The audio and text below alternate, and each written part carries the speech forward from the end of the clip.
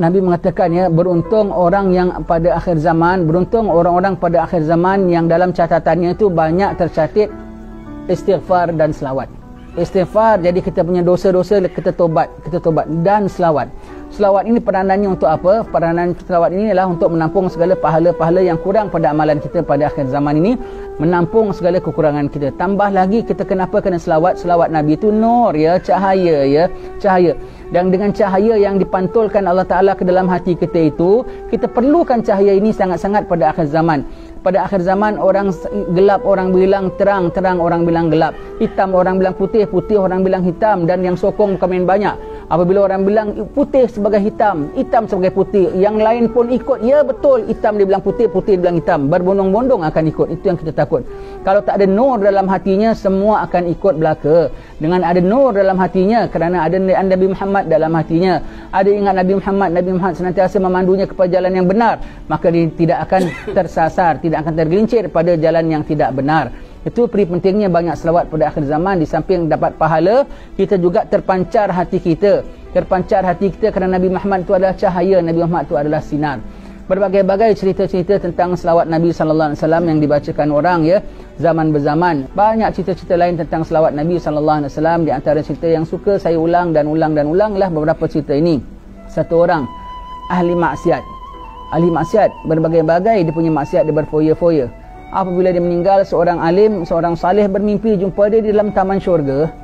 Kan heran ya, patutnya tengah siksa kena neraka, kok dengan taman dalam syurga, tengah gembira-gembira dengan taman syurga. Maka dia tanya, engkau fulan bin fulan? Ya. Kau dalam taman syurga? Ya. Aku pada hayat aku melakukan macam-macam dosa, tapi aku pernah terhadir satu majlis.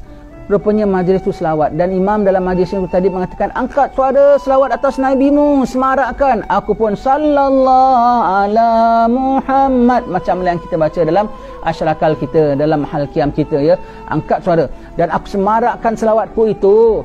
Didengar oleh Allah Ta'ala, disimpan oleh Allah Ta'ala, diganjari oleh Allah Ta'ala, dihargai oleh Allah Ta'ala. Dengan itu menjadi sebab segala dosa-dosa aku akan ampunkan. Sebab yang dia seru siapa tu? Kekasih Allah, kekasih Allah.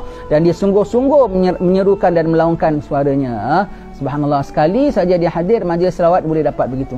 Ada seorang makcik, seorang nenek pulaknya, anaknya meninggal dunia. Dia bermimpi anaknya dalam bahaya dalam kubur, dengan pakaian yang buruk dan lusuh. Anaknya menangis, ibu saya dapat nasib tidak baik, ibu saya mendapat siksa kubur kerana banyak dosanya anaknya makcik ini. Maka besok dia pergi kubur anaknya hanya nak mendoa apa yang terpatutlah. Tiba-tiba datang seorang darwish. Darwish tu orang-orang yang kita bilang orang-orang sufi yang kelana ya. Datang ke tengah-tengah di taman tanah perkuburan kubur itu, dia baca selawat sebanyak-banyaknya.